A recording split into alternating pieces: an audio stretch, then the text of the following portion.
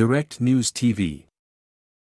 Trudeau announces supports for Ukraine, hydrogen deal with Europe as EU head visits. Ottawa, Prime Minister Justin Trudeau announced more support for Ukraine and a new hydrogen agreement with Europe on Tuesday alongside European Commission President Ursula von der Leyen. Canada will extend the Operation Unifier mission to provide engineering training in Ukraine until at least October, and Canadian medical trainers will be sent to help Ukrainian forces with combat medical skills. Canada is doing much more than its fair share already compared to others and is going way beyond what is necessary. So I want to thank Canada for that, von der Leyen said at a joint press conference with Trudeau in Kingston, ONT. She added that the military training operation that Canada initiated in Ukraine in 2015 had an effect on the early successes of much better trained Ukrainian troops after the Russian invasion began in February 2022. Trudeau announced that Ottawa will spend $3 million to support the clearing of landmines and unexploded ordnance in Ukraine, on top of $32 million that was already committed toward mine action. The European Union is putting €43 million toward the same effort. The EU has now designated Canada as a partner country on economic sanctions against Russia, and the two are working together to send Canadian energy transformers to support the Ukrainian electrical grid, 7 of which will soon be delivered. For as long as it takes, we will stand shoulder to shoulder with our European partners for Ukraine, Trudeau said. He was speaking at a press conference at CFB Kingston, which the pair toured Tuesday morning to meet with Canadian Armed Forces personnel who have deployed to Poland to help Ukrainian refugees. The two leaders took stock of a relationship that has few irritants, and even closer cooperation a year after Russia's invasion of Ukraine. We believe in the power of cooperation, solidarity and multilateralism, von der Leyen said. We are not only partners, we are true friends. As part of that partnership, Trudeau announced that Ottawa had signed a new hydrogen agreement with the European Union. The Enhanced Action Plan on Hydrogen will mobilize investment, support businesses, share expertise, and get clean Canadian hydrogen to Europe, said Trudeau. Fundamentally, it's about good middle-class jobs, economic growth, and clean energy. Von der Leyen said Canada is a prime potential partner for hydrogen in Europe, such as through an already announced long-term deal with Germany. As part of broader talks on climate change and clean energy, she said Canada and the EU have also been making progress on a critical minerals agreement signed in 2021. She described the minerals as the lifeblood of the clean economy, and said Canada could replace her continent's reliance on China.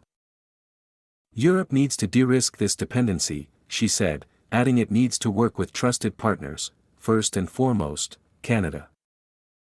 To that end, the pair toured Li-Cycle, a lithium-ion battery recycler in Kingston to highlight the role critical minerals will play in a net-zero economy.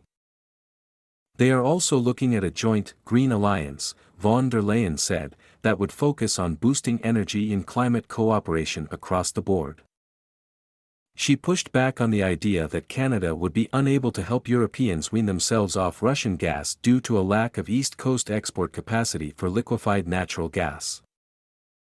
We do not have the necessary infrastructure to link Canada directly with the European Union, but the increased production of LNG here in Canada helped the global market to supply enough LNG for those who needed it, for example the European Union, she said. Von der Leyen said that LNG is a bridge fuel that can come from countries where it makes sense to export energy. What comes in the future is up to the business sector. Meanwhile, a joint press release says that the EU and Canada are in talks to synchronize their approaches to disaster response and emergency management, so that they can work together in crises at home and abroad on other continents. The idea spans prevention, preparedness and coordination on both natural and human-induced disasters. Canada and the EU are also working on a framework of operational principles to guide collective responses to foreign information manipulation and interference, the press release says.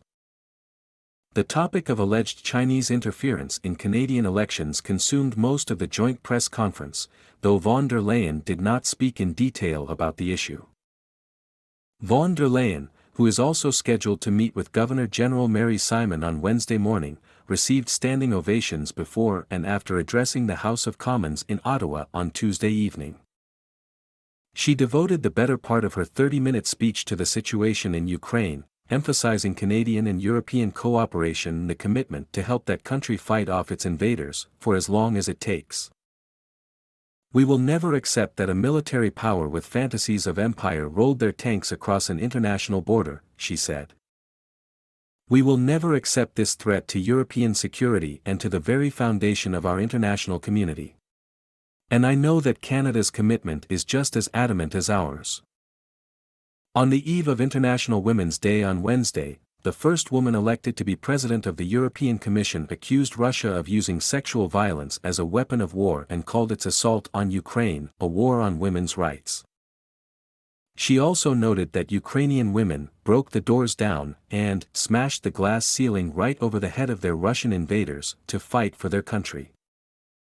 Von der Leyen concluded her address with a call to arms on gender equality.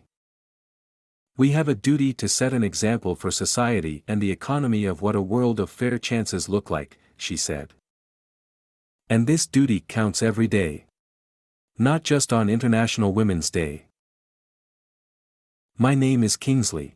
Please like, share, subscribe and hit that notification bell so you can be the first to be notified whenever we post. You won't regret it.